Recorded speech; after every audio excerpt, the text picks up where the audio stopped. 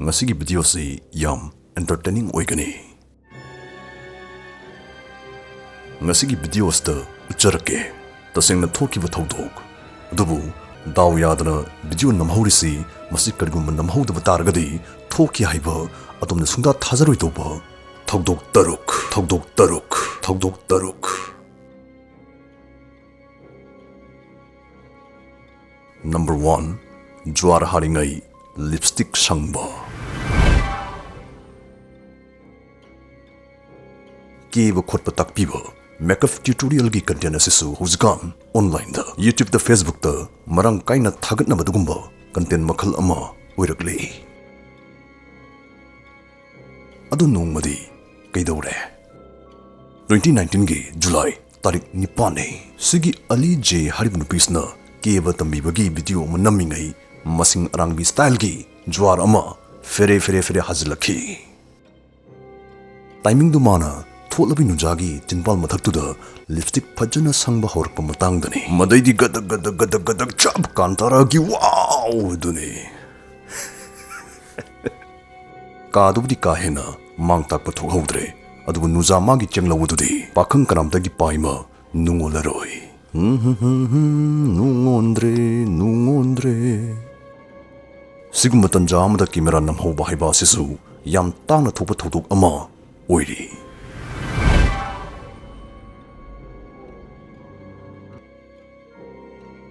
Number 2. Yam thina nakna parakhiba plane.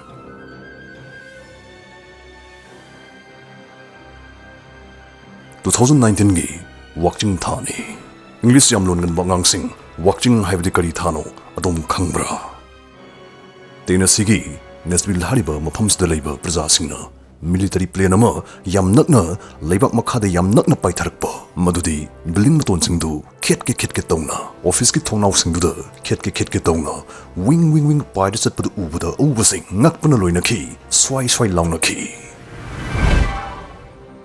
mataw asum tawna plane si mafamsda pungkhai marom leira paida leikhi changak narba praja singaduna kari tawba yawrabunu haina police ta authority da call tawduna hangnakhi.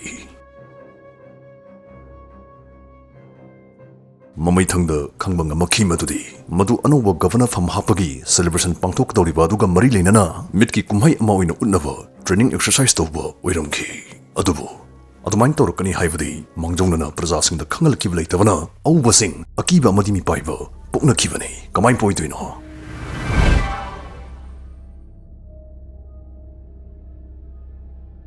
Number 3. Upal ama versus Braza Singjang. Samphan gedi biotin, zinc, multivitamin sing darkar oi.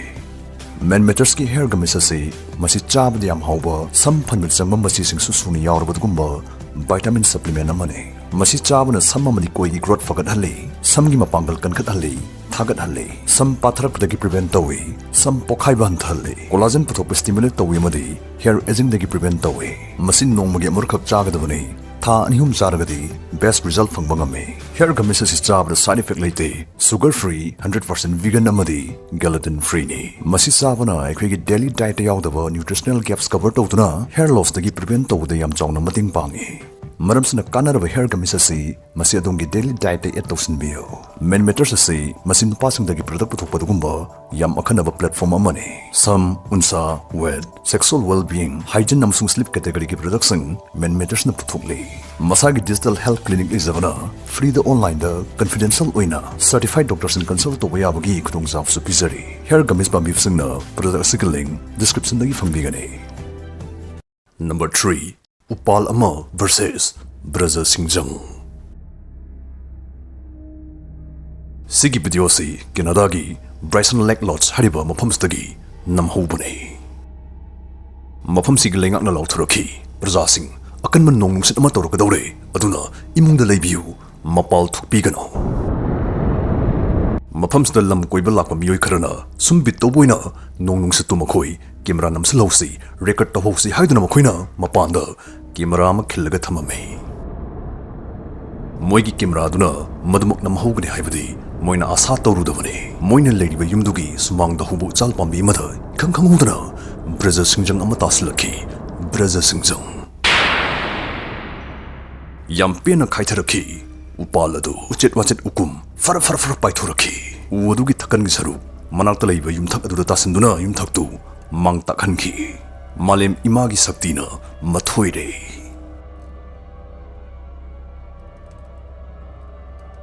Number 4 Ithakta sanaringai surfing tauringai sarkna yana kihalakpa 2015 World Surf League Championship manungni sigi Mick Fanning hariba sanaroisana South Africa gi Jeffreys Bay hariba samudra khongban staida surf tauringai ithak thauringai magi botak kari mamana gagak thingjalakpa phaurakhi yam thuna mana khangakhi madudi sark amana mangonda etik tarukle haiba thinthada ma hingnaba masa section jakhi sak asigi masaigu amadi mamaina isingda chabung chaba tauribasi adum su birongane laibak phavanama brush tawdaba sak asigi khiat faudi yauhodre yam bera karidi Mick Fanning sigi chap manaba samudra khongban saidama mukasu chahi anigi matungda competition amaga yawu lakhi onthokpa mongda tan chanabani haidoribra ngan mukke du maina handaksu chap manana sak amana mongonda etek torki handaksu anira khuthi wasdaidi ma khira male sdaidi ma retire adum tokre Number 5 Burj Khalifa dagi chongtharakpa imai pema Dubai gi Burj Khalifa asna malam gi khwaidagi wangba building ni Masi leimaidagi feet listen ani chatret hena wangi 2014 da oversing mihul jenga chingum nagdabadugumba event ama pangthoki Burj Khalifa da base jumper ani malemgi khwaidagi wangba building asgi matondagi chongtharkhibani sok pandanaba wingsuit chasaragasu oversing mihuldi bruslina jeng khaibagum khapnaki